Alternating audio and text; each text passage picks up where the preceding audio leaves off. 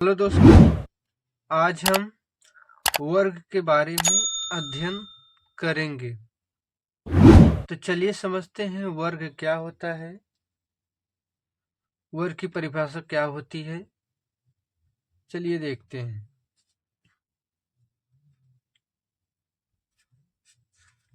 वर्ग, जिसको इंग्लिश में स्क्वायर कहते हैं।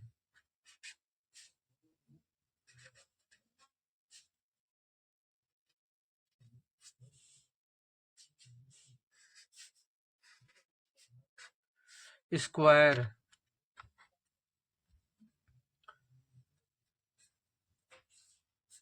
यदि किसी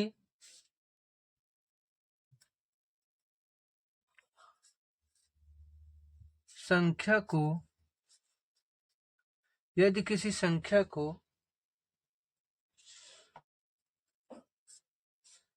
उसी संख्या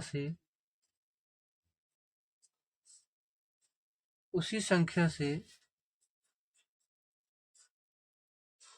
गुणा करें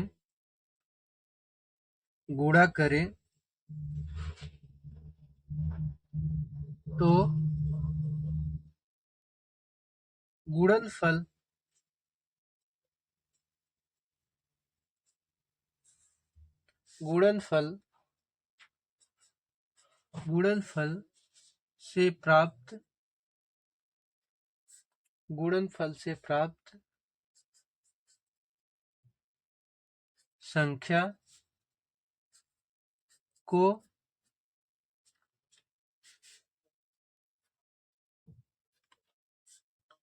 से प्राप्त संख्या को गुणा की गई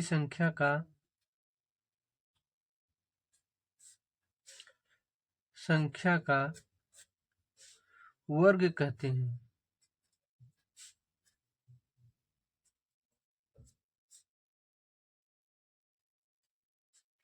वर्ग, जिसको इंग्लिश में स्क्वायर कहते हैं, यदि किसी संख्या को उसी संख्या से गुणा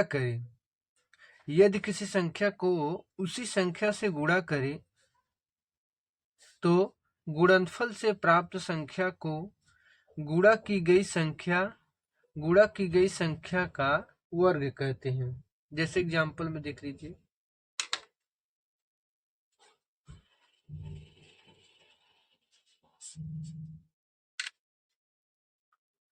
जैसे 5 गुणे 5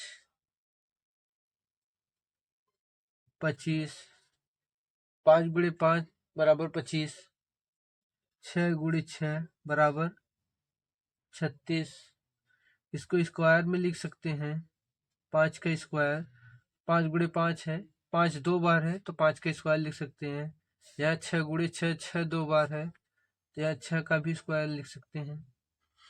तो ये तो परिभाषा में बोला, यदि किसी संख्या को उसी संख्या में, देखिए जो संख्या उसी संख्या से गुणा करें तो गुणनफल से प्राप्त संख्या को गुणा की गई संख्या का वर्ग कहते हैं। चलिए इसमें देखते हैं, कुछ महत्वपूर्ण नोट है।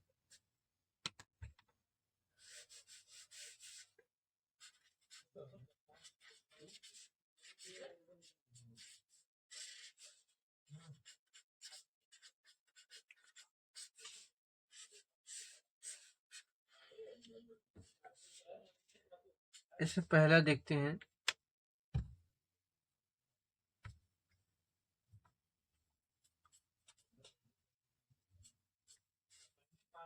शून्येतर का क्या मतलब होता है? शून्य के अलावा, जीरो के अलावा, शून्य को छोड़कर। शून्येतर का एक मतलब होता है शून्य के अलावा या फिर शून्य को छोड़कर।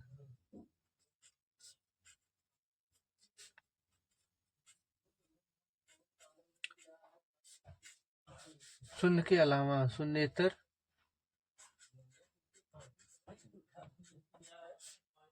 पूर्णांकों के वर्ग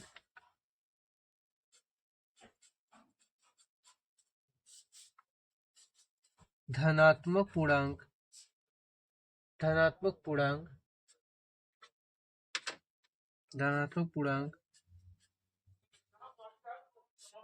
अथवा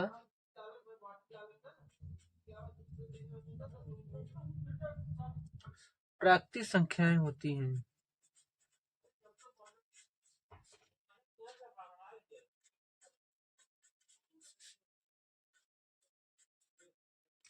इसमें देखिए क्या कहा है, पहला नोट्स क्या है, पहला महत्वपूर्ण बिंदु क्या है, शून्येतर मतलब शून्य के अलावा या फिर शून्य को छोड़कर शून्येतर पूर्णांकों के वर्ग धनात्मक पूर्णांक अथवा प्राकृतिक संख्याएं होती हैं।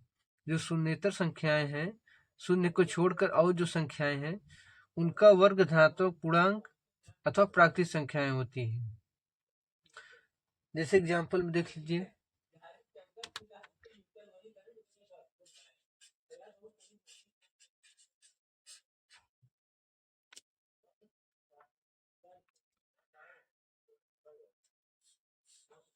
इसमें देखिए शून्य के अलावा और जितने भी पूर्णांक हैं, धनात्मक पूर्णांक है और ऋणात्मक पूर्णांक है ना।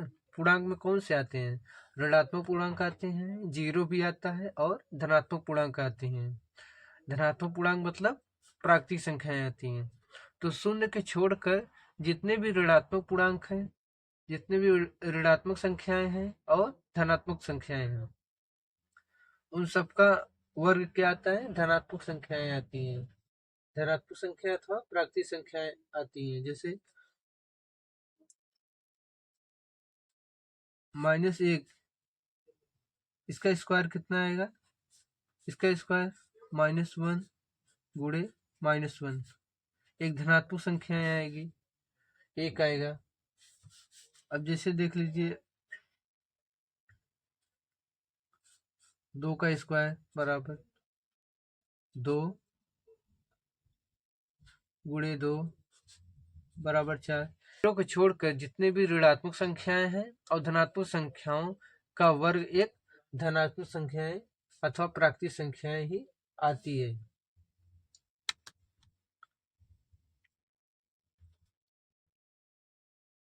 चलिए इसमें दूसरा देखते हैं।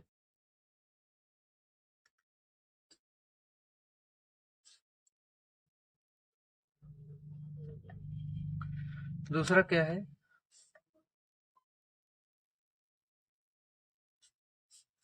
शून्य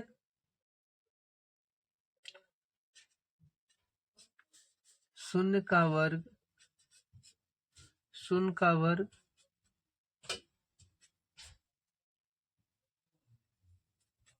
होता है। शून्य का वर्ग शून्य होता है। और तीसरा देख लीजिए,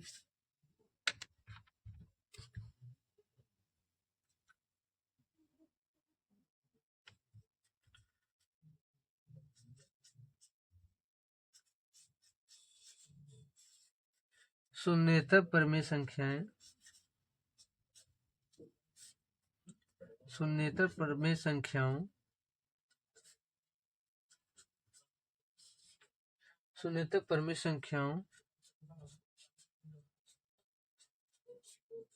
के वर्ग धनात्मक परमेय संख्याएं होती हैं।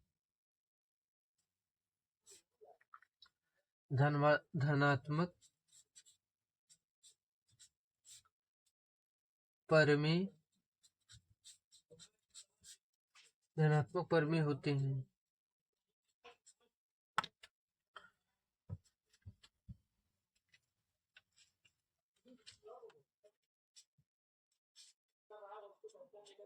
इसमें देखिए शून्येतर परमेय संख्याओं के वर्ग धनात्मक परमेय होते हैं। शून्येतर मतलब शून्य के छोड़कर और जितनी परमेय संख्याएं हैं, धनात्मक परमेय संख्याएं और ऋणात्मक परमेय संख्याएं हैं, तो धनात्मक और ऋणात्मक परमेय संख्याओं के वर्ग क्या होते हैं, धनात्मक परमेय संख्याएं होती हैं। जैसे 2/3 का वर्ग, इसका क्या होगा, 2/3 गुणे 2/3, 2 दूनी 4, 3 त्रिका 9। देखिए परमेय संख्याओं का, दो धनात्मक परमेय संख्याओं का गुणनफल कितना आया? दो धनात्मक परमेय संख्याओं का वर्ग कितना आया? एक धनात्मक परमेय संख्या आई। और दो ऋणात्मक परमेय संख्याओं का भी वर्ग देखते हैं क्या होता है।